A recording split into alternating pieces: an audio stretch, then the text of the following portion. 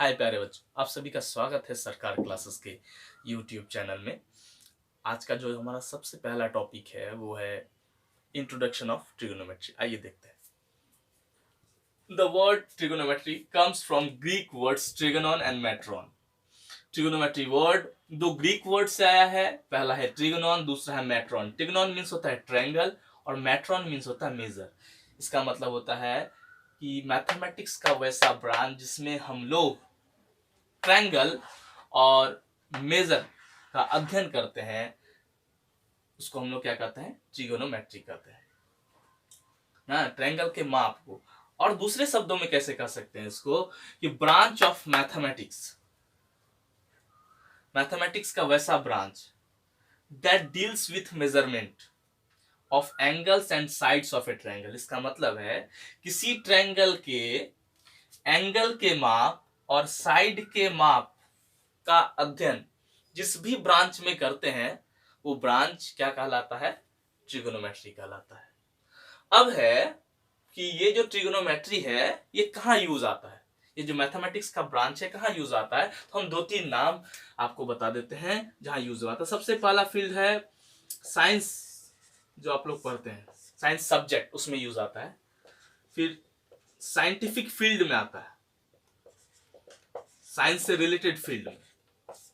तीसरा कंस्ट्रक्शन में आता है। बहुत सारे फील्ड है, मैं 3-4 गिना रहा हूं। कंस्ट्रक्शन में आता है। और सबसे इंपॉर्टेंट, मोस्ट इंपॉर्टेंट, ये जो ट्रिगोनोमेट्री है इसका यूज हम लोग क्लास 10th में सर्टेन प्रॉब्लम्स को सॉल्व करने के लिए करते हैं। यानी सर्टेन प्रॉब्लम्स मींस कुछ क्वेश्चंस को सॉल्व करने के लिए करते हैं। तो इन सभी चीजों में ट्रिगोनोमेट्री का यूज आता है।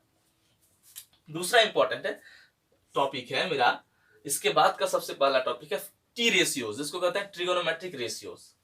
नाम से स्पष्ट है, ट्रिगोनोमेट्री, रेशियोज माने समझते ही हैं। ट्रिगोनोमेट्रिक रेशियोज का मतलब हो गया कि किसी भी राइट ट्रायंगल में उसके साइड्स, उसके एजेस का जो अनुपात होता है उसको हम लोग क्या कहते हैं? ट्रिगोनोमेट्रिक रेशियोज कहते हैं। इस बात को समझने के लिए आइए एक डायग्राम बनाते हैं।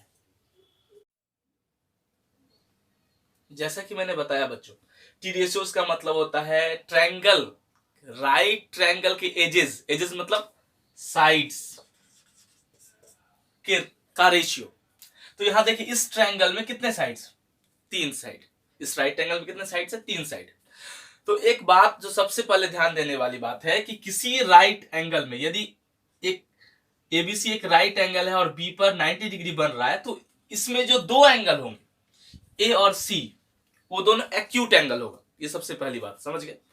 ठीक। दूसरी इंपॉर्टेंट बात कि किसी एक्यूट एंगल के सामने, यदि मैंने एंगल ए लिया है और एंगल ए का वैल्यू मैंने थीटा रखा है, तो एंगल ए के सामने वाला साइड, हिंदी में सामने और इंग्लिश में अपोजिट वर्ड, कौन सा वर्ड यूज होता है? अपोजिट। हिंदी में सामने वाला साइड और इंग्लिश में अपोजिट साइड परपेंडिकुलर कहलाता है। उस एंगल से हिंदी में सटा हुआ साइड और इंग्लिश में एडजेसेंट साइड, उसको क्या कहते हैं? बेस कहते हैं हर समय।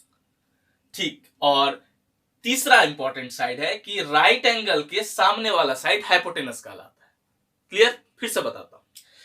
एंगल से सटे हुए साइड यानी एडजेसेंट साइड को बेस कहते हैं। जनरली उसको बी से डिनोट किया जाता है। एंगल से सामने यानी कि अपोजिट साइड को परपेंडिकुलर के नाम से जाना जाता है, उसको पी से जनरली डिनोट किया जाता है। राइट एंगल के सामने वाले साइड को हाइपोटेनस के नाम से जानते हैं और उसको एस से डिनोट किया जाता है। ये इंपॉर्टेंट बात है। अब हमने जैसा कि कहा कि किसी ट्रायंगल में यानी राइट ट्रायंगल में किसी भी दो साइड का रेशियो माने अनुपात क्या कहलाता है? ट्रिगोनोमेट्रिक रेशियोज कहलाता है। तो टोटल कितने ट्रिगोनोमेट्रिक रेशियोज है? 6। क्यों? क्योंकि हम लोग इस तीन साइड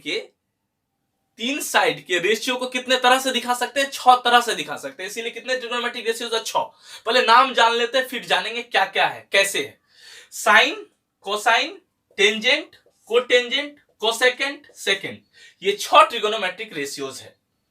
अब देखिए पहला, यदि मैं परपेंडिकुलर और हाइपोटेनस का रेशियो लेता हूं, इस साइड बटे इस साइड का रेशियो लेता हूं, तो उसको हम लोग साइन कहते हैं, SIN साइन। यदि इसी रेशियो को पलट दिया जाए, परपेंडिकुलर और हाइपोटेनस के बजाय हाइपोटेनस और परपेंडिकुलर कर दिया जाए, तो हमारा रेशियो क्या होगा, किस नाम से जाना जाएगा, कोसाइन के नाम से। किस नाम से जाना जाएगा, कोसाइन के नाम से।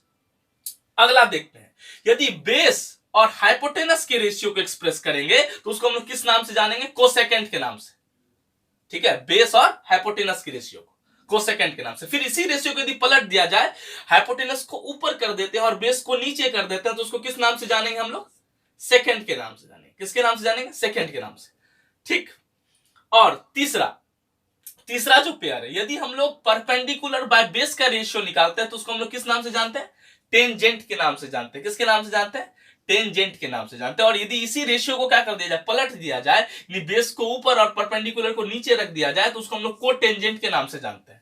तो क्या देखा हमने कि किसी राइट ट्रायंगल में दो साइड के रेशियो को हम लोग 6 तरह से एक्सप्रेस कर सकते हैं। वो 6 आप क्या कहलाते हैं, टी रेशियोज कहलाते हैं। अब हम लोग देखेंगे कि किसी खास एंगल थीटा के लिए टी रेशियोज क्या होगा। अभी तक हम लोग सिर्फ रेशियोज को किस नाम से जानते थे वो देखे। अब हम लोग देखेंगे किसी खास एंगल थीटा के लिए टी रेशियोज का मतलब क्या होगा। कि मैं बता रहा था, किसी ट्रायंगल में किसी दो साइड के रेशियो को हम लोग टी रेशियोज के नाम से जानते हैं। तो अब हम लोग पढ़ेंगे T ratios for a specific angle. इसका मतलब किसी दो साइड का रेशियो का स्पेसिफिक एंगल के साथ क्या रिलेशन है, क्या संबंध है, इसको जानेंगे। तो अब हमारे पास जो डायग्राम है उसमें एबीसी एक राइट एंगल ट्रायंगल है जिसमें एंगल ए का वैल्यू थीटा है। तो इस यदि एंगल ए का वैल्यू थीटा है तो फिर यदि हम लोग साइन थीटा लिखते हैं तो इसका क्या मतलब होता है। तो इसका मतलब देखिए, सबसे पहले ये देखिए कि साइन थीटा को शॉर्ट में SIN थीटा लिखा जाता है, कोसाइन थीटा को कोसेक थीटा लिखा जाता है, कोसेकेंड थीटा को हम लोग कॉस थीटा पढ़ते हैं, सेकेंड थीटा को हम लोग सेक थीटा पढ़ते हैं या लिखते हैं, टेंजेंट थीटा को हम लोग शॉर्ट में टेन थीटा लिखते हैं और बोलते हैं, कोटेंजेंट को हम लोग शॉर्ट में कॉट थीटा बोलते हैं और लिखते हैं। तो इस तरह से यदि स्पेसिफिक एंगल थीटा है तो साइन थीटा का मतलब हो जाएगा P/H। इसका मतलब है perpendicular by hypotenuse. Cosec theta का मतलब क्या होगा, जस्ट इसका उल्टा, थीटा के लिए हाइपोटेनस बाय परपेंडिकुलर। थीटा के लिए कॉस थीटा का मतलब होता है base by hypotenuse. Sec theta का मतलब होता है hypotenuse by base. Tan theta का मतलब होता है परपेंडिकुलर बाय बेस। और कॉट थीटा का मतलब होता है बेस बाय परपेंडिकुलर। तो हमने देखा कि बात वही है, स्पेसिफिक एंगल के लिए ट्रिगोनोमेट्रिक रेशियोज का मतलब है कि जैसे ही आप स्पेसिफिक एंगल चूज करते हैं तो आपका बेस और परपेंडिकुलर चेंज होता है। आप इस बात का ख्याल रखेंगे। यदि हम लोग ध्यान से देखिए, यदि ये एंगल थीटा है तो हमने साइन थीटा बराबर P/S देखा, कोसेक थीटा बराबर H/P देखा, कॉस थीटा बराबर बेस बाय H देखा, सेक थीटा बराबर H/B देखा, और टेन थीटा बराबर P/B देखा, और कॉट थीटा बराबर B/P देखा। यदि हम लोग इसी बात को ऐसे देखें, यदि ये थीटा है तो ये 90 माइनस थीटा होगा। तो यदि हम लोग इस बात को देखें ऐसे, या एंगल C, इसको लिखे एंगल C के लिए, जैसे साइन थीटा के जगह हम लोग देते हैं C। तो जब हम साइन C की बात करेंगे तो हमारा एक चीज बदल जाएगा। इस साइन C के लिए अब तक जो क्या था, बेस था, वो क्या बन जाएगा, परपेंडिकुलर बन जाएगा नाउ अब। और अब साइन C के लिए ये जो अब तक परपेंडिकुलर था, अब क्या बन जाएगा, बेस बन जाएगा नाउ। तो साइन C बराबर होगा सेम P/H, लेकिन इस बार P क्या होगा, ये होगा, और H क्या होगा, ये सेम रहेगा। जैसे cosec theta C, cosec C के लिए होता है क्या, होता है H/P, इसका जस्ट उल्टा।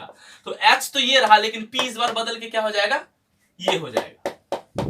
जैसे हम लोग इसकी बात कर ले, कॉस थीटा की बात कर ले, होता है B/H। यहां ये सेम रहेगा। कॉस थीटा का मतलब हर जगह B/H, बेस बाय आधार। लेकिन जैसे C लिए हैं अब सी लिए हैं, यदि सी लिए हैं उसके जगह पर, तो बी का वैल्यू बदल जाएगा। बी कौन हो जाएगा?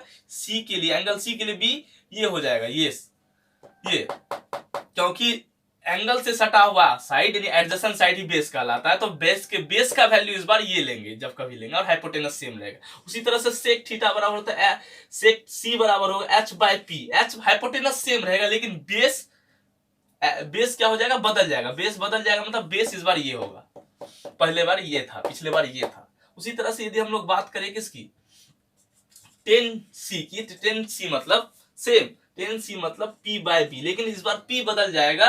लास्ट टाइम P ये था, इस बार C के लिए P ये हो जाएगा और B हो जाएगा ये। उसी तरह से हम लोग कॉट की बात करें, कॉट C बराबर B बाय P होगा। ठीक है।